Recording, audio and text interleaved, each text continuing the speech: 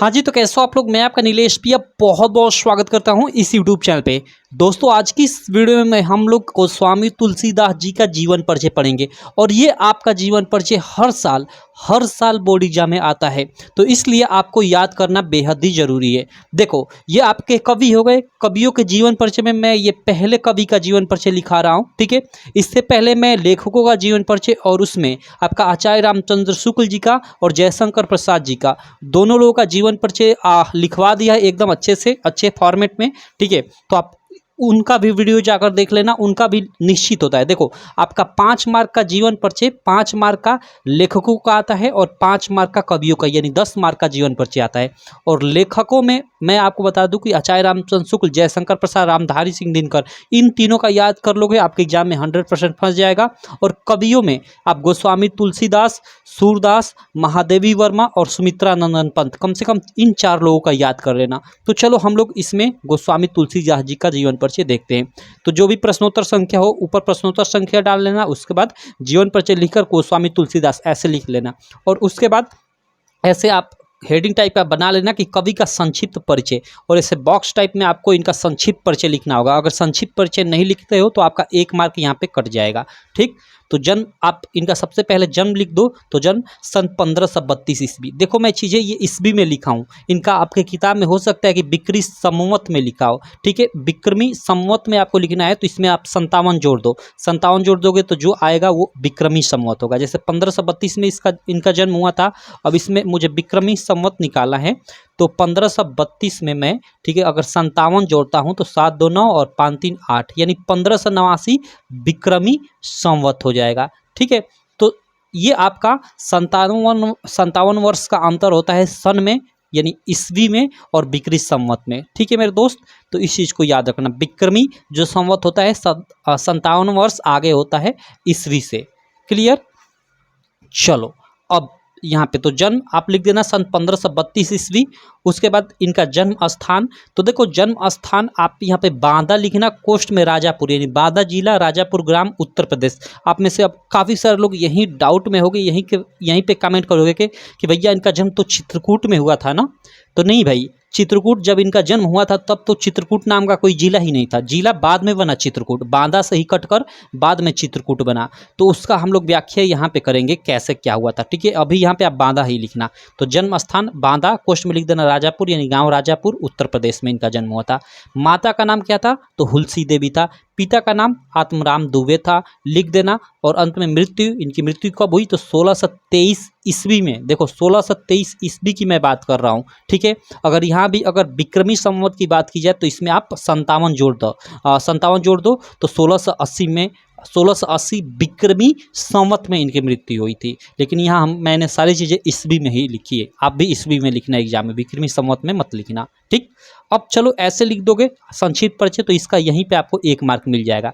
उसके बाद इनका जो भी जीवन परिचय है लिखना चालू करो, और ऐसे जैसे मैं लिखा हूँ ऐसे लिख देते हो तो आपको इसका 3 मार्क मिल जाएगा। और एक रचना का भी नाम पूछता है, ऐसे बोलता है कि निम्न में से किसी एक कवि का जीवन परिचय लिखिए तथा उसकी एक प्रमुख रचना का नाम लिखिए। तो नीचे एक प्रमुख रचना का नाम लिखना होता है, तो नीचे एक लाइन छोड़कर ऐसे लिख दो रचना का नाम, तो इसका आपका 1 मार्क।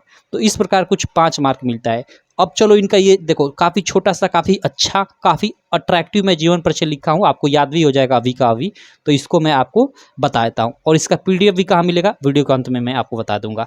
देखो, गोस्वामी तुलसीदास का जन्म लिखोगे कि गोस्वामी तुलसीदास का जन्म 1532 ईस्वी में, 1532 ईस्वी में उत्तर प्रदेश के बांदा जिले के राजापुर ग्राम, बांदा जिला और राजापुर क्या है, ग्राम यानी गांव है। अब देखो, में हुआ था, लेकिन यहीं पे कोस्ट में लिख दोगे राजापुर ग्राम, और यहीं पे कोस्ट में करोगे कि वर्तमान में चित्रकूट जिले में अवस्थित। जो ये राजापुर ग्राम है, गांव है, वर्तमान में यह चित्रकूट जिले में अवस्थित है। क्यों? क्योंकि देखो, जैसे ये पहले, ये देखो, ये पहले मान लो, ये पहले बांदा एक जिला था, ठीक है, और यहाँ मान लो कहीं राजापुर था, यहाँ पे मान लो राजापुर गाँव था। तो बाद में क्या हो कि ऐसे, मतलब ऐसे ये एक जिला, मतलब बांदा से कटकर एक ऐसे ये नया जिला बन गया, ये एक नया जिला बन गया। कौन सा जिला? चित्रकूट। तो भाई अब राजापुर बांदा जिला से हटकर चित्रकूट जिले में शामिल हो गया। तो ही लिखा हूँ कि वर्तमान में चित्रकूट जिले में अवस्थित है राजापुर, ठीक है। तो ऐसे लिखना, ये काफ़ी अच्छा रहेगा। ठीक, तो गोस्वामी तुलसीदास का जन्म सन 1532 ईस्वी में उत्तर प्रदेश के बांदा जिले के राजापुर ग्राम, कोष्ट में लिख देना कि वर्तमान में चित्रकूट जिले में अवस्थित में हुआ था। ठीक है, आगे लिखोगे कि कुछ विद्वान इनका जन्म एटा जिले में मानते हैं और एटा जिले के सोरो नामक ग्राम में मानते हैं। ये भी लिख सकते हो कि एटा जिले के सोरो नामक ग्राम में मानते हैं, परंतु अधिकांशतः विद्वान इनका जन्म राजापुर ही मानते हैं। ठीक है, आगे लिखोगे कि इनके पिता का नाम आत्मराम दुबे तथा माता का नाम हुलसी देवी था। बचपन में ही, इसके आगे लिखोगे आप लोग कि बचपन में ही इन्हें इनके माता पिता त्याग दिए थे, यानी छोड़ दिए थे। ठीक है, अतः इनका जीवन अनेक कठिनाइयों के बीच व्यतीत हुआ। भाई माता पिता ही छोड़ देंगे उनको तो कठिनाइयों के बीच तो उनका जीवन व्यतीत होगा ही, तो ही लिखा गया है। आगे लिखोगे कि सौभाग्य से इन्हें नर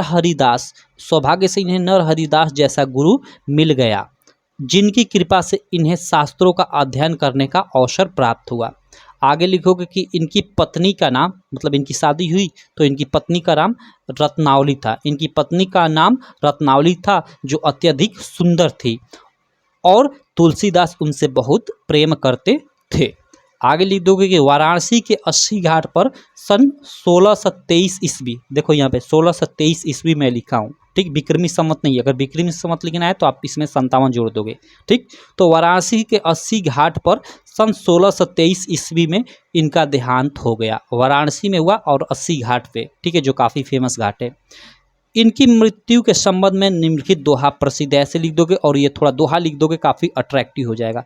क्या कि संवत 1680, देखो संवत यानी बिक्री संवत 1680 यानी 1680 की बात कर रहा है, यानी संवत 1680, 80 गंग के तीर यानी 80 गंग यानी 80 घाट, गंगा के 80 घाट के तीर पे यानी मुहाने पे, किनारे पे, श्रावण शुक्ल सप्तमी यानी श्रावण मास में शुक्ल सप्तमी में, ठीक है, शुक्ल सप्तमी को यानी 7 तारीख को तुलसी तज्जो शरीर, तुलसी ने अपना शरीर त्याग दिया। ठीक, तो यहाँ पे संवत 1680 में इनकी मृत्यु हो गई थी।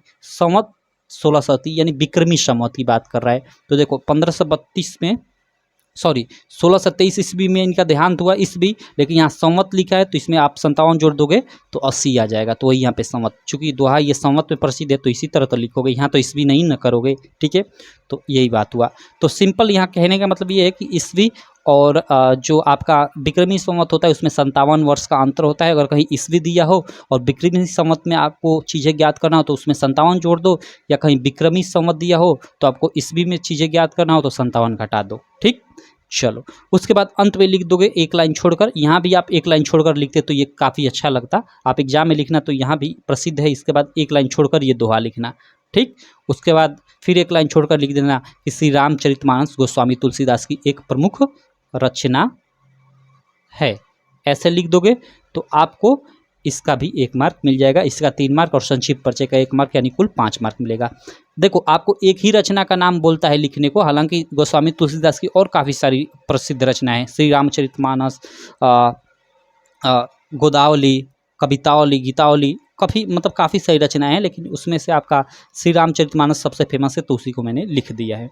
तो ये रहा पूरा का पूरा आपका गोस्वामी तुलसीदास जी का जीवन परिचय। कभी भी मैंने ये पहला जीवन परिचय लिखा है गोस्वामी तुलसीदास जी का जीवन परिचय, और 100% एग्जाम में आएगा, आपके 100% आपके एग्जाम में आएगा। आप लिख कर ले लो, हर साल आता है, आप अपना प्रीवियस ईयर पेपर निकाल कर देख लो ना यार, हर साल आता है इनका जीवन परिचय 5 मार्क में, तो याद कर लेना काफ़ी अच्छे से। इससे पहले मैंने आपका जो आचार्य रामचंद्र शुक्ल का और जयशंकर प्रसाद का जीवन परिचय लिखाया था उसको भी आप याद कर लेना, दोनों वो भी काफ़ी इम्पोर्टेंट है। चलो बाकी मैं नेक्स्ट वीडियो में किसी और कवि का, लाइक महादेवी वर्मा का काफ़ी फेमस है, उनका भी जीवन परिचय हर साल एग्जाम में आता है, तो उनका भी मैं आपको लिखवा दूंगा, आप एक एक कर धीरे धीरे सारा याद कर लेना। ठीक है, अब देखो इसका आपको PDF कहाँ मिलेगा ये थोड़ा मैं आपको बता दूं, 1 मिनट। देखो ये हमारी एक ऐप है, ठीक है, ये देखो UPMSP स्टडी, ये सर्च करोगे UPMSP स्टडी प्ले स्टोर पे तो ये लोगो दिखेगा। ठीक है, इस लोगो की एक एप्लीकेशन दिखेगी, उसे इंस्टॉल कर लेना। इंस्टॉल करने के बाद ये रजिस्टर पे क्लिक करना, यहाँ पे अपना नाम, अपना फ़ोन नंबर, एक पासवर्ड कोई भी डाल लेना, ठीक है, जो आपको याद रहे, और अपना यहाँ पे पेरेंट्स का मोबाइल नंबर डाल लेना। यहाँ पे आप अपना स्टेट चूज कर लेना और यहाँ पे टिक मार्क का ऑप्शन रहेगा, टिक मार्क कर रजिस्टर कर लेना। कर लोगे, उसके बाद आगे बढ़ोगे तो ऐसा कुछ होम पेज दिखेगा, ठीक है। तो यहाँ पे देखो ये PDF क्लास नोट्स ये दिख रहा है ना, PDF क्लास नोट्स, इसमें आओगे, ठीक है। उसमें क्लास 10th में जाओगे ना, हिंदी वाले सेक्शन में जाओगे तो इसी में आपको ये इनका भी जीवन परिचय की ये PDF दिख जाएगी। और इससे पहले जो जीवन परिचय मैं लिखाया था तुलसीदास जी के अलावा आपका आचार्य रामचंद्र शुक्ला और जयशंकर प्रसाद का, उनका भी जीवन परिचय की वहाँ पे PDF मिल जाएगी, आप अच्छे से याद कर लेना, ठीक है मेरे दोस्त। और मैं यहीं पे आपको टेस्ट भी यहाँ पे ऐड किया हूँ, तो आप हिंदी का टेस्ट भी जाकर देना। यहाँ पे देखो फ्री टेस्ट सीरीज है, यहाँ पे मैं टेस्ट ऐड किया हूँ, तो टेस्ट भी आप जाकर जरूर देना हिंदी का, ठीक है। यहाँ पे प्रीवियस ईयर पेपर मिल जाएगा आपको ऐप पे ही। यहाँ पेड क्लासेस में जाओगे तो लक्ष्य बैच भी आप ज्वाइन करना चाहते हो तो 99 रुपये में ज्वाइन कर लेना। आपके सारे के सारे वहाँ पे previous year paper, wire paper, model paper का अच्छे से वीडियो सोल्यूशन के साथ साथ PDF में भी सोल्यूशन मिल जाएगा, ठीक है।